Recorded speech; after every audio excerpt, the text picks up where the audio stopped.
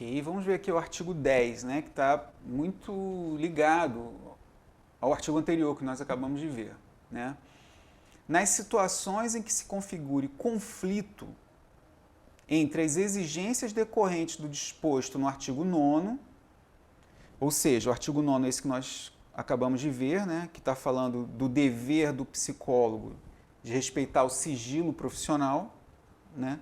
Então, nas situações em que se configure conflito entre as exigências decorrentes do disposto no artigo 9º, ou seja, o respeito ao sigilo profissional, e as afirmações dos princípios fundamentais deste Código, excetuando-se os casos previstos em lei, o psicólogo poderá decidir pela quebra de sigilo, baseando sua decisão na busca do menor prejuízo. Vamos ver, esse aqui a redação dele ficou longa, uma primeira leitura pode parecer confuso, vamos extrair aqui o que é o mais importante. Vamos fazer mais uma leitura aqui. Primeiro, essa ideia de que o Código de Ética, nesse artigo, está entendendo que pode haver situações, né, em que seja necessário não respeitar aquilo que foi exigido no artigo anterior relativo ao sigilo profissional. Ou seja, que o sigilo deverá ser quebrado. O sigilo profissional deverá ser quebrado, né? Então, diz assim, que nesses casos, o psicólogo poderá decidir pela quebra do sigilo, baseando sua decisão na busca do menor prejuízo. Ou seja, diante de uma situação em que haverá um prejuízo na quebra do sigilo, qual é a maneira de fazer com que esse prejuízo possa ser reduzido?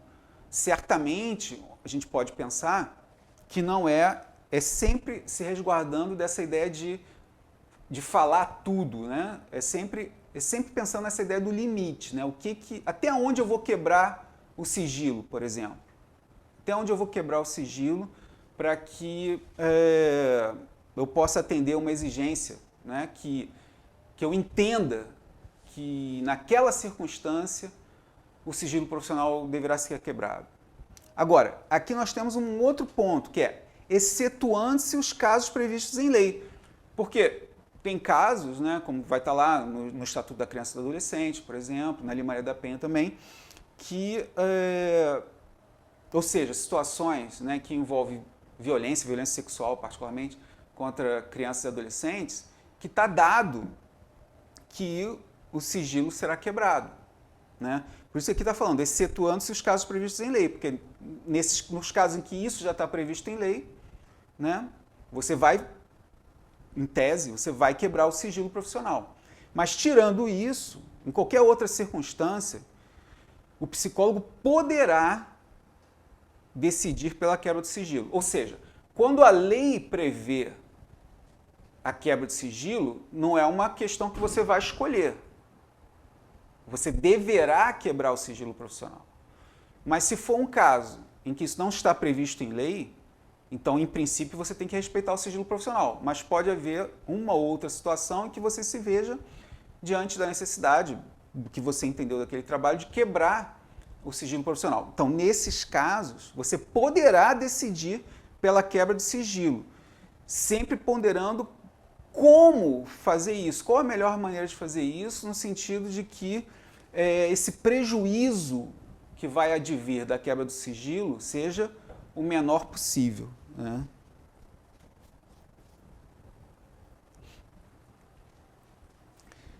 Ainda no artigo 10. Em caso de quebra de sigilo previsto neste artigo, o psicólogo deverá restringir-se a prestar as informações estritamente necessárias. Viram? Esse parágrafo único é quase que uma tentativa, né, de traduzir para nós o que é essa busca do menor prejuízo, né? Deverá, então, essa ideia de obrigação, deverá restringir-se a prestar as informações estritamente necessárias. Em caso de quebra do sigilo previsto no caput desse artigo, o psicólogo deverá restringir-se a prestar as informações estritamente necessárias. Ou seja, sempre que houver a quebra do sigilo, né, você deverá restringir-se a prestar as informações estritamente necessárias. Ou, mais diretamente ligado aqui, ó, o caput, né, é esse enunciado aqui do artigo 10. Né? Quando houver esse conflito, restringir as informações a serem prestadas. Agora é uma sequência, né, aqui falando do sigilo, né, desculpe, aqui falando do sigilo, da quebra do sigilo. Agora, quando requisitado a depor em juízo, o psicólogo poderá... Vejam que os artigos eles vão se sucedendo, né, em torno desses verbos, né, deverá e poderá. Né, aquilo que é uma obrigação e aquilo que é uma possibilidade. Deverá, poderá.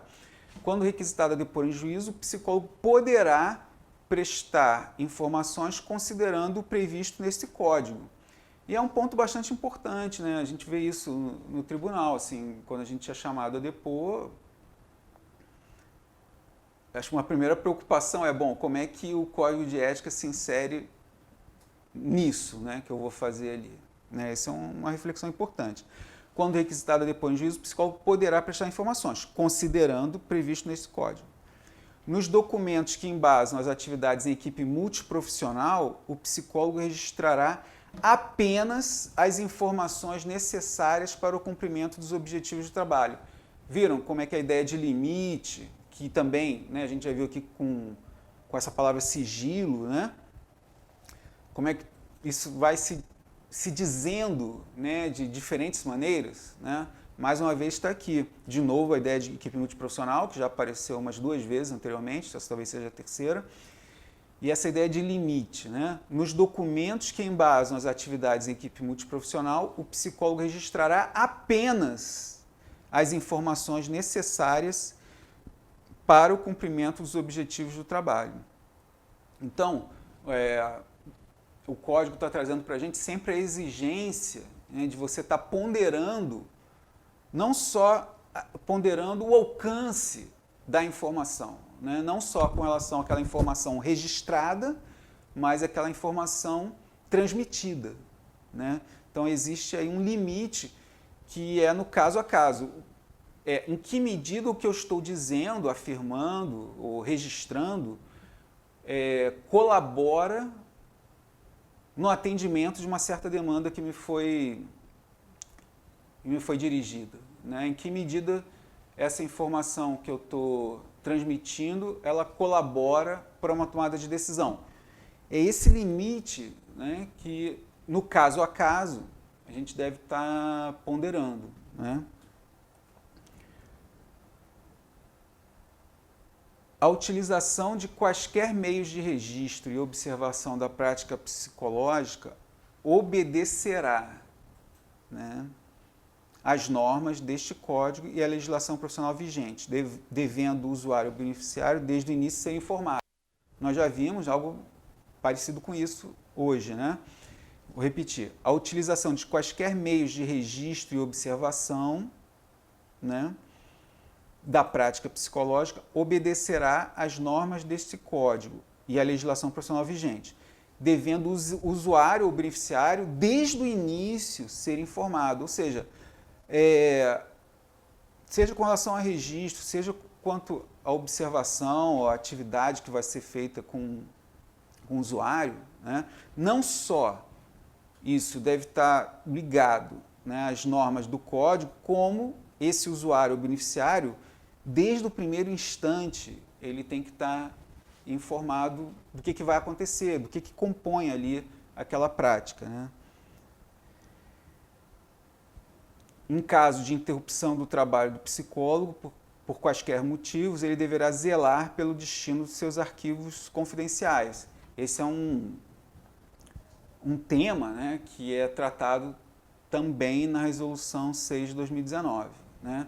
Em caso de interrupção, então, né, do trabalho do psicólogo, por quaisquer motivos, ele deverá zelar, né, é uma obrigação, cuidar do destino de seus arquivos confidenciais. Né? Aí, agora, os parágrafos, né, eles vão tentar traduzir melhor essa ideia que foi apresentada. Né? Bom, caso de interrupção do trabalho. Em caso de demissão ou exoneração, o psicólogo deverá repassar todo o material ao psicólogo que vier substituí-lo, ou lacrá-lo para posterior utilização pelo psicólogo substituto. Então, uma ideia que até é um pouco óbvia, né, mas é engraçado que no dia a dia isso às vezes traz uma certa confusão, é que o resultado daquele trabalho, aqueles registros, né, oriundos da atividade realizada, elas não são do psicólogo, né? Na verdade, elas são ali do estabelecimento, da instituição. Né? É isso também que a gente pode deduzir aqui do parágrafo 1º. Então, de novo, em caso de demissão ou exoneração, o psicólogo deverá repassar todo o material ao psicólogo que vier substituí-lo. Ou, se não viesse imediatamente, lacrá-lo para posterior utilização pelo psicólogo substituto. Então, a gente está tratando da interrupção do trabalho do psicólogo. Né?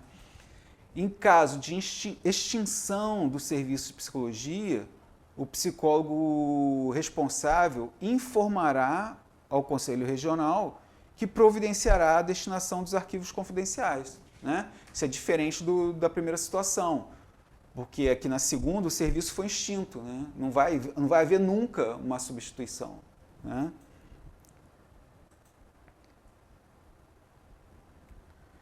Caberá aos psicólogos docentes ou supervisores esclarecer, informar, orientar e exigir dos estudantes a observância dos princípios e normas contidas neste código. Né? Uma preocupação aí do código nessa transmissão da sua natureza.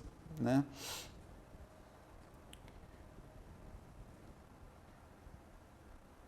As transgressões dos preceitos deste código constituem infração disciplinar, com a aplicação das seguintes penalidades.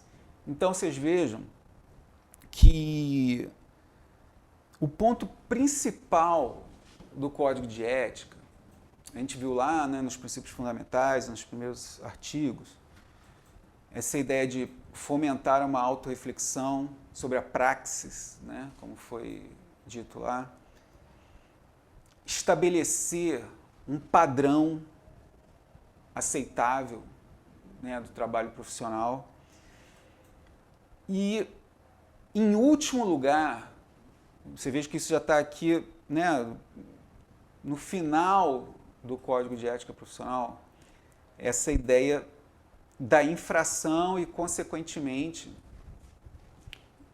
de algo que é da natureza da punição. Né? Mas vocês vejam como é que isso está colocado como um último recurso no âmbito aqui do Código de Ética Profissional. Né? As transgressões dos preceitos deste Código constituem infração disciplinar, com a aplicação das seguintes penalidades, na forma dos dispositivos legais ou regimentais. E aí, sugiro que vocês decorem esses itens aqui. Então, nós temos advertência, multa, censura pública. Né? Então, nós temos aqui esses 3 itens iniciais. Eles são muito distintos dos 2 últimos. Vamos ver a principal diferença entre eles. Então, uma advertência, né, que é, vamos dizer assim, uma outra palavra para isso seria uma admoestação, né, seria o conselho dizendo que houve um erro. A multa, que seria algo pecuniário. A censura pública, que é tornar essa admoestação sabida por terceiros, né? E aí nós temos agora esses 2 últimos itens. Suspensão do exercício profissional por até 30 dias. Qual é a primeira diferença com relação aos itens anteriores? Tanto a suspensão do exercício profissional por até 30 dias, como a cassação do exercício profissional, que é o item seguinte, eles só podem acontecer ad referendum do Conselho Federal de Psicologia, ou seja, é sujeito ainda a uma confirmação desse entendimento por parte do Conselho Federal de Psicologia. Então, o Conselho Regional pode ter entendido, né, aplicar a suspensão do exercício profissional por até 30 dias ou a cassação do exercício profissional, mas isso só vai ter validade, e o termo é esse, ad referendo, ou seja, depois desse entendimento, dessa decisão ser confirmada pelo Conselho Federal de Psicologia. Então, gente, esses são os pontos principais do Código de Ética Profissional. Esperamos aí que tenha colaborado no estudo, né, na leitura que vocês vão fazer do Código na sua inteireza, na sua totalidade. Ok? Obrigado e até a próxima.